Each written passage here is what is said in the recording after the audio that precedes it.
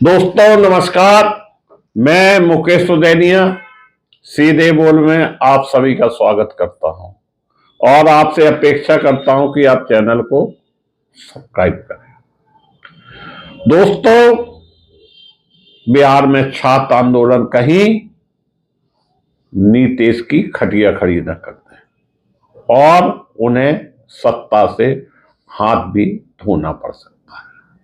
लोकतंत्र की असली हकीकत बहुमत का आंकड़ा होता है मित्र। जिसके आश्रय सत्ता मिल जाए तो लोकतंत्र की जीत हो जाती है और अगर आंकड़े में पीछे गए तो फिर लोकतंत्र तार तार होते हुए दिखाई नहीं लगता है, जैसा कि मौजूदा समय में स्थिति दिल्ली में नजर आ रही है। लेकिन पहली बार ऐसा हो रहा है बिहार की राजनीति को लेकर।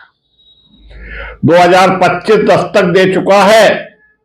इस बरस के अंत में बिहार विधानसभा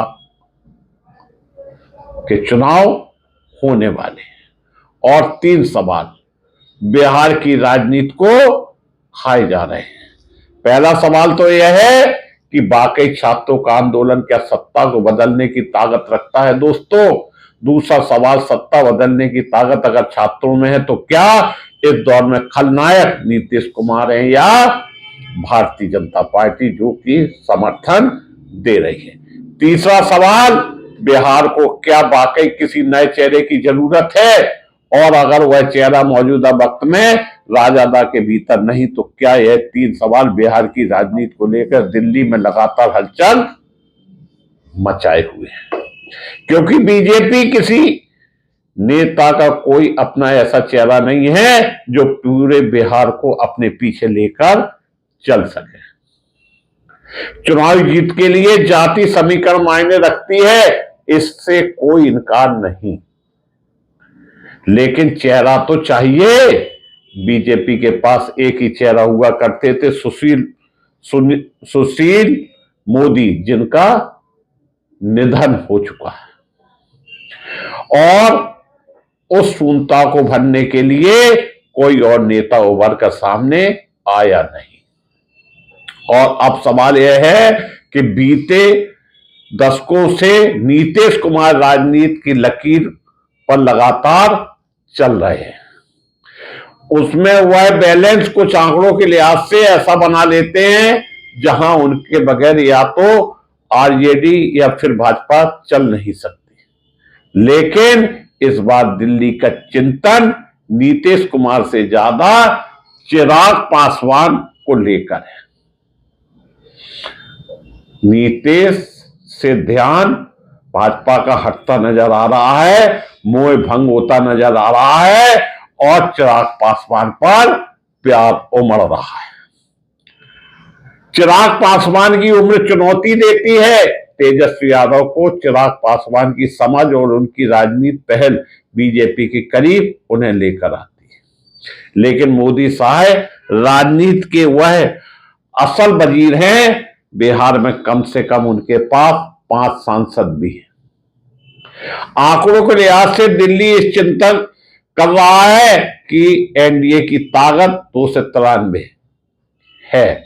अगर उसमें से जनता दल यूनाइटेड के सांसद समर्थन वापस लेते हैं, यानी दिल्ली में एक बार फिर पलटने की स्थिति पैदा होती है, जिसके लिए दरवाजा लालू यादव बार बार कहकर खोल रहे हैं और तेजस्वी यादव इस दौर में खामोशी बरतते हुए।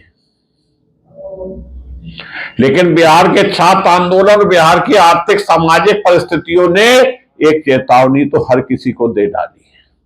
2025 का चुनाव पुराने पारंपरिक चुनाव जैसा बिल्कुल नहीं होगा। यह चुनाव हटकर होगा और परिणाम भी हटकर आएंगे।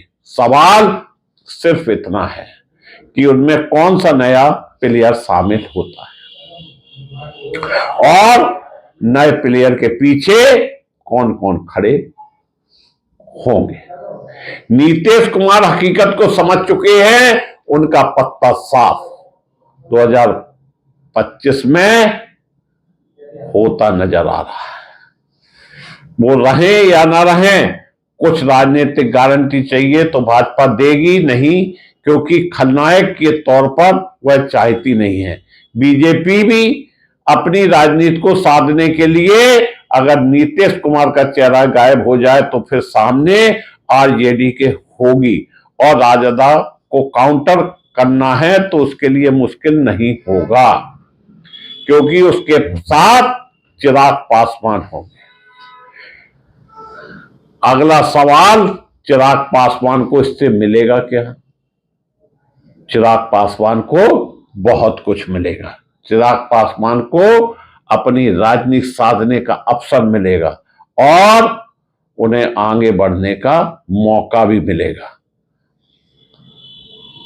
बिहार में वो मजबूत होना चाहते हैं। बिहार की राजनीति में रामविलास पासवान की तर्ज पर अपने कद को बढ़ाने की उनकी लालसा है। तो क्या बीजेपी और संघ का पूरा ध्यान चिराग पासवान पर लग गया है या एक सोच बन गई है? दिल्ली में जो कुछ हो रहा है वह वाकई में बड़ा सोचनीय है। बाकी चिराग पासवान चेहरे के तौर पर बीजेपी के साथ उभर सकते हैं। अगला सवाल, दिल्ली में घमासान मचाए हुए हैं और जिसको लेकर अभी से सुरसराहट हो रही है। वहीं आरिफ मोहम्मद खान साहब राज्यपाल बन गए, केरल से सीधी उड़ान भरी और बिहार पहुंच गए।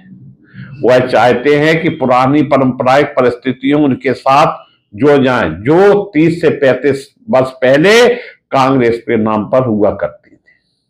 और इस दौर में लालू यादव कहीं या तेजस्वी यादव कहीं आरजेडी अपनी राजनीतिक विस्तार को कम होते हुए देखना नहीं चाहती।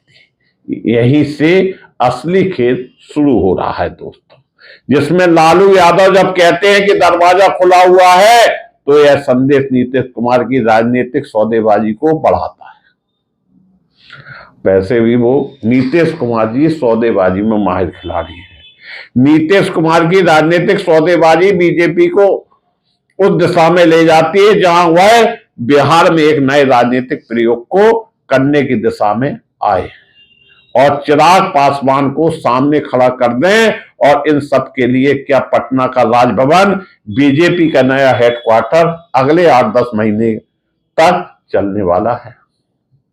सोची समझी राजनीति के तहत राज्यपाल बदलेगा, क्योंकि आरिफ साहब की मौजूदगी समाज के भीतर किसी भी कार्यक्रम में उनके खुले तौर पर जाना आना, बीजेपी नेताओं से मिलना, बीजेपी नेताओं को उससे मिलाना और वोट बैंक के आश्रय आरजेडी अपनी मौजूदगी को दर्ज कराना चाहिए। उसमें सेंध लगाने के लिए आरिफ साहब की अपनी इंटेलेक्चुअल यानी बौद्धिक समझ कितनी मायने रखती है, इसका अंदाजा इस बात से भी लगाया जा सकता है कि बिहार में बीजेपी के किसी नेता के पास दिल्ली का वह ग्रीन कार्ड नहीं है, जो ग्रीन कार्ड इस दौर में राजभवन में बैठे राज्यपाल आरिफ साहब के पास है। इस दौर में आंदोलन छात्रों के सामने भी एक भविष्य का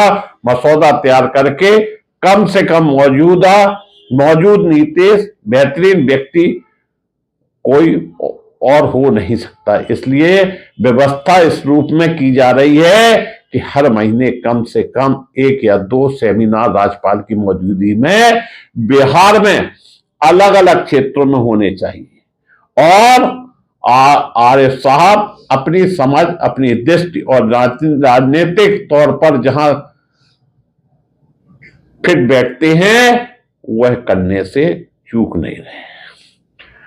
वह उन बातों को खुले तौर पर जिक्र कर सके जिसे धीरे धीरे एक मैसेज उसी तर्ज पर बनने लग जाए, जैसा कि प्रशांत किशोर ने जन स्वराज पार्टी के जरिए जो बिहार भर में घूमते वक्त मैसेज दिया था। उस मैसेज के भीतर बिहार की अर्थव्यवस्था रही और अर्थव्यवस्था में जाति की राजनीति और धर्म की राजनीति ने सेंध लगाई। जाति की राजनीति करने वाले अपने परिवार के अनुकूल राजनीति साधने में लगे रहे, इसलिए परिस्थितियां कैसे बिगड़ती चली गई, यानी एक विशाल स्कोर खड़ा हो गया। 30 वर्षों से कभी लालू यादव तो कभी नीतीश कुमार, तेजस्वी यादव, इनके सब जिक्र उनकी जुबान पर रहा। लेकिन नया सवाल यह है, क्या इस दौर में बिहार में नई राजनीति उभर सकती है? इसका दूसरा पक्ष यह है, बिहार की राजनीति में उलटफेर हो सकता है, उसका असर दिल्ली पर कैसे पड़ेगा, और दिल्ली पर असर पड़ने के लिए चिराग पासवान को कहीं ना कहीं एक बड़ा फैसला लेना होगा। चिराग पासवान के लिए बीजेपी कोई बड़ा फैसला ले ले तो इसके लिए जरा एक सिलसिलेवार तरीके की स्थिति को इसलिए समझना है क्योंकि पहली बार पटना से ज्यादा दिल्ली में हलचल है, और दिल्ली की हलचल का बहुत साफ मतलब होता है दिल्ली में सत्ता किसी हाल में गंवानी नहीं है। इसके लिए अगर आंकड़ों के लिहाज से आप देखें तो एनडीए के पास इस वक्त 2 से 93 सांसद हैं, जिसमें 2 से 40 उनके अपने सांसद, 16 सांसद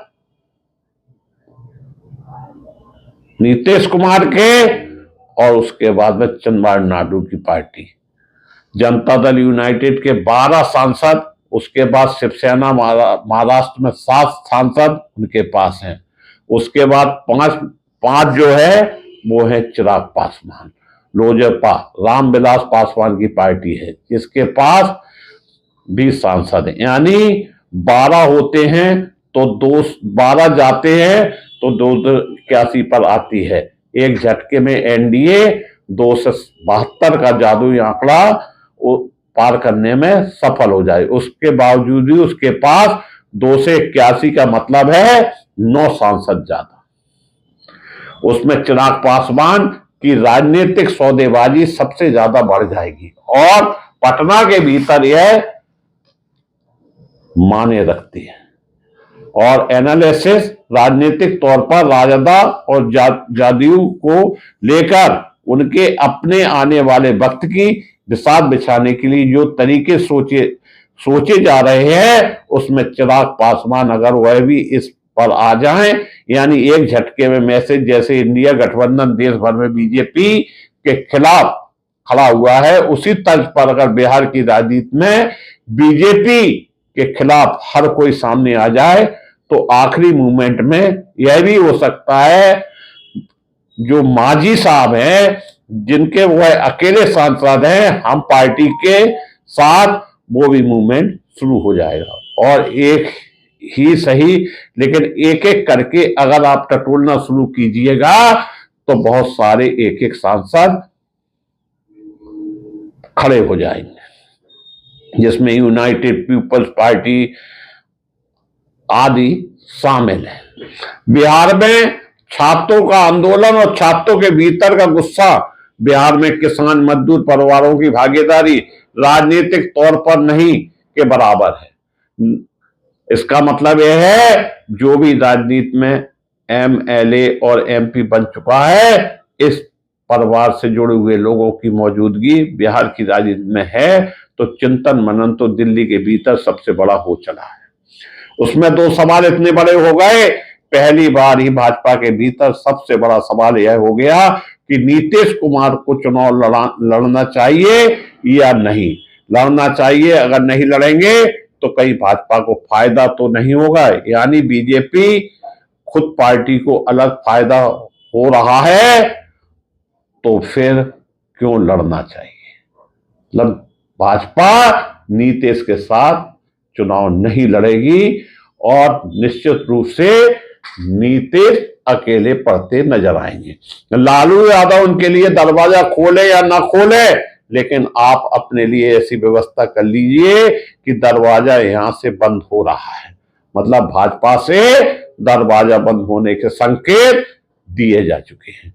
और इनके तरीके बड़े आसान हैं, जिन जिन चीजों की मांग नीतीश कुमार ने केंद्र से की है, चंद्रबाबू नायडू, नीतीश कुमार, क्योंकि चंद्रबाबू नायडू के 16 वह सांसद जैसे ही काम कम होंगे, सरकार दिल्ली में अल्पमत में आ जाएगी। तो चंद्रबाबू नायडू की राजनीतिक सौदेबाजी, उनकी अपनी राज्य की राजधानी अमरावती के लिए जितनी बड़ी पूंजी दी जा रही है, और इस दौर में विजयवाड़ा कहिए या फिर आंध्र प्रदेश की अगर स्थिति को समझें, तो तमाम बड़े कॉर्पोरेट इस दौर में चंद्रबाबू नायडू के दरवाजे पर खड़े हैं, लेकिन बिहार में नहीं। बिहार में पिछले दिनों अडानी के जरूर भतीजे आदि पहुंचे हैं, और उससे कोई विशेष फायदा होता नजर नहीं आ रहा है।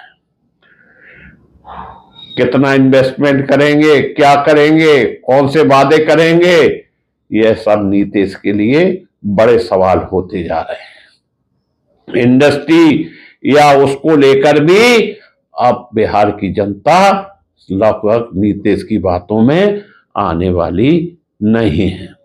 कॉर्पोरेट करना अब भाजपा के लिए लगता है मुश्किल होने वाला है। बड़े बड़े इन्वेस्टर जो आ रहे हैं, वो चंद्रबाबू नायडू की तरफ आ रहे हैं, ना कि नीतीश की ओर। मतलब बिहार एक तरफ नीतीश कुमार, दूसरे तरफ केंद्र में भाजपा सरकार। अब देखना यह है कि मामला कैसा फिट बैठता है, और बिहार में चुनाव, छात्र आंदोलन क्या नीतीश की राजनीति को समेट लेंगे, या फिर केंद्र सरकार भी अल्पमत में आ जाएगी, यह एक बड़ा सवाल। मैं मुकेश सुदैनिया पुनः आप सभी को धन्यवाद देता हुआ अपनी बात समाप्त।